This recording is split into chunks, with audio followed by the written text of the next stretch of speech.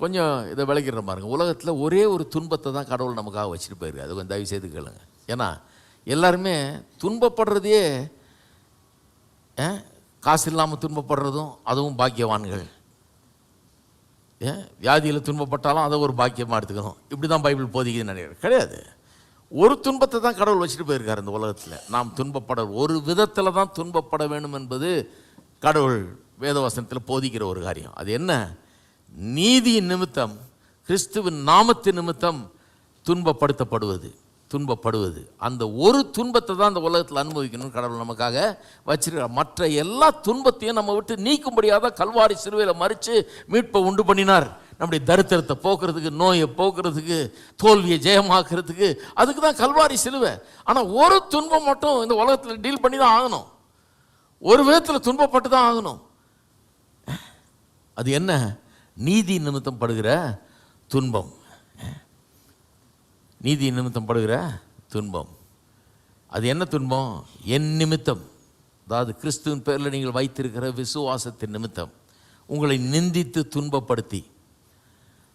கிறிஸ்துவின் நிமித்தம் உண்டாகிற தீமையாக இருக்கணும். அது வேற எதுனாலும் உண்டாகக்கூடாது.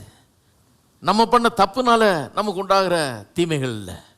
சிலர் நம்ம பேர் நம்மளே தப்பு பண்ணிட்டு தீமையை நம்மளே வர வச்சுக்கிறோம். அப்புறம் கர்த்தர் எப்படியோ இந்த பாடுகளை எனக்கு கொடுத்துருக்காரு பிரதர். கர்த்தரை கொடுத்தாரு அந்த பாடு. நம்ம வர வச்சுக்கிட்டது. அதெல்லாம் நம்ம பண்ண அட்டகாசத்தில் இப்படி வருது. என்ன எந்த துன்பம் நம்ம அனுபவிக்கணுன்றாரு? என் நிமித்தம் உங்களை நிந்தித்து துன்பப்படுத்தி பலவிதமான தீமையான மொழிகளை உங்கள் பேரில் பொய்யாய் சொல்வார்களானால். இன்னொன்று கவனிங்க, துன்பம்ன்றது அடி உத வெட்டு கூத்து அது சொல்லலைங்க. அது நடக்குது சில நேரங்களில். ஆனால் அதை கூட சொல்லலை. அதை காட்டிலும் ஸ்ட்ராங்கான ஒன்று சொல்லுது. ஏன்னா இதுதான் தினந்தோறும் நம்ம சந்திக்கிறது. கிறிஸ்தவர்கள் ஒவ்வொரு நாளும் சந்திக்கிற ஒரு விஷயம். அது என்ன?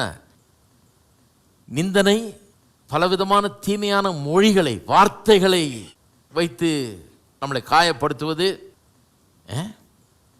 பொய்யை சொல்வது நம்மளை பற்றி.